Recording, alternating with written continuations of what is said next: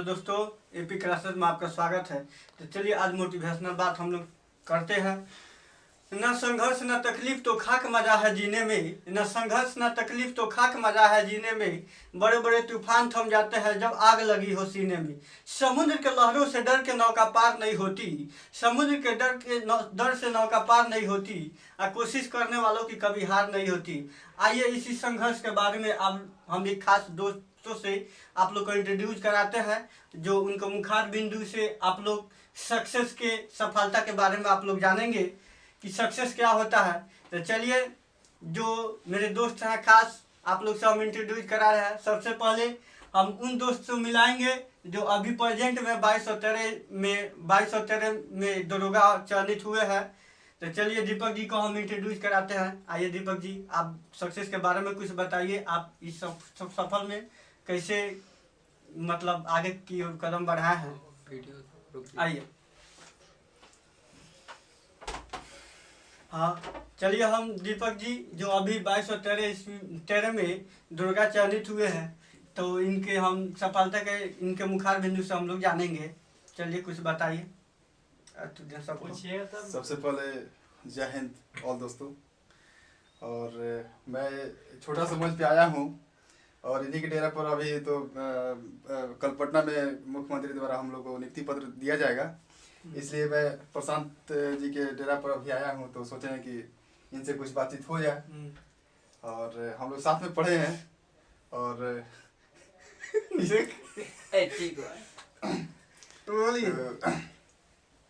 ये बोले हैं कि ठीक है कुछ वीडियो बनाया जाए और इनका जो व्यूअर है, जो सब्सक्राइबर है, जो इनको चाहते हैं उनको कुछ मोटिवेशन कुछ दिया जाए। हाँ, कुछ मोटिवेशन दिया जाए और कैसे जीवन में आगे बढ़ना है, कैसे कंपटीशन को फाइट करना है, ये सब कुछ हम लोग चर्चा करेंगे। तो सर कुछ बताएंगे, बोलेंगे। सर मैं कुछ आपसे हम यही जानना चाहते हैं। बहुतों लोग बोलता है कि जी दरोगा यानी बिहार एसआई बनने के लिए आपको घंटों पढ़ना पड़ता है, लगातार पढ़ना पड़ता है। उस सब हम बातों में नहीं जानना चाहते हैं। हम आपसे एक की पॉइंट से डायरेक्ट बात करना चाहते हैं कि आप कितना देर तक पढ़े हैं, बताइए स्टूडेंट सबको। देखिए, पढ़ता तो सब कोई है 6 घंटा, 8 घंटा, 10 घंटा, 12 घंटा, जिसको जितना क्षमता होता है उतना पढ़ता है। लेकिन आप कितना डिजर्व करते हैं, कितना एब्जॉर्व करते हैं, वो आप पे डिपेंड करता है। लेकिन हम तो एवरेज वही 8-9 घंटे रोज पढ़ते थे और मस्ती से पढ़ते थे, कोई इतना टेंशन लेकर नहीं पढ़ते थे। सेल्फ स्टडी किए हैं और जो भी है वही 8-9 घंटा, मिनिमम 8-9 घंटा तो करना ही पड़ेगा किसी भी कंपटीशन को फाइट करने के लिए। लेकिन आपको उसके लिए सच्ची चाहत चाहिए और उसके लिए संघर्ष से पीछे नहीं हटना पड़ेगा आपको। और यही सब है, कम से कम 8-9 घंटा पढ़ना पड़ेगा। तो चलिए, संघर्ष के हम लोग अगर बात में देखें कि संघर्ष यानी बिना संघर्ष का कुछ भी हासिल होने वाला नहीं है। क्या संघर्ष है तो बिना संघर्ष का कुछ भी हासिल होने वाला नहीं है। अब हम बात कर लेते हैं कि कहता है लोग कि बुक चयनित करने के लिए क्या क्या आप बुक पढ़ते हैं, यहाँ तक पहुँचने के लिए। बहुत लोग कहता है लुसेंट पूरा पी गा लिए, कोई कहता है कि ये घटना चक्र पी गा लिए। तो अब हम बताइए कि आप कौन कौन से बुक को फॉलो किए हैं। जहाँ तक बुक की बात है वहाँ तक सब कोई लुसेंट पढ़ता है और लुसेंट पढ़ना भी चाहिए, क्योंकि किसी भी कंपटीशन में जो भी जीके जीएस पूछता है उसमें सबसे मेन फैक्टर पड़ता है। सब कोई लुसेंट तो पढ़ता ही पढ़ता है, तो आप उससे पीछे नहीं हट सकते हैं, क्योंकि वो है एवरेज बुक है। इसके अलावा आप एनसीईआरटी का जो बुक आता है महेश बर्णवाल का, और क्राउन का जो बिहार स्पेशल आता है वो आप पढ़िए। उसमें आपको एक्स्ट्रा नॉलेज मिलेगा और डीपली नॉलेज मिलेगा। जैसे आजकल जो क्वेश्चन मिल रहा है एकदम कौन क्या कहाँ वाला नहीं मिल रहा है, एकदम कॉन्सेप्चुअल पूछ रहा है अंदर से। तो कॉन्सेप्ट चाहिए उसके लिए। कॉन्सेप्ट चाहिए, तो इसके लिए आप एनसीईआरटी का बुक जरूर फॉलो कीजिए। हाँ, और लुसेंट को छोड़ना नहीं है, लुसेंट तो पढ़ना ही पढ़ना है। वो तो एवरेज बुक है, वो एवरेज लड़का पढ़ता है। एवरेज मैंने आपको टॉप करने के लिए, एवरेज मार्किंग के लिए तो ठीक है, लुसेंट ठीक है। मगर आपको मान लीजिए कि लिस्ट में आना है, मेरिट लिस्ट में आना है, उसके लिए केवल लुसेंट पढ़ने से थोड़ा संभव हो पाएगा। नहीं, केवल लुसेंट नहीं। उसके लिए तो बहुत हाँ, जैसे NCERT अभी बात की है। कम से कम वही ज़्यादा बुक नहीं फॉलो करना है।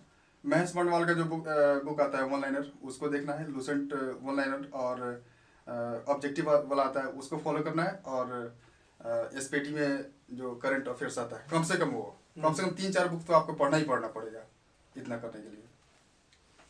चलिए अब हम एक और दीपक जी से मिलाते हैं। वो भी मेरे दोस्त है। अभी हम लोग उतना इतनी नहीं कर पाए हैं, हम लोग दूसरा किसी का तैयारी करते हैं। हम लोग सक्सेस ना हुए हैं, मगर हम लोग का संघर्ष जारी है।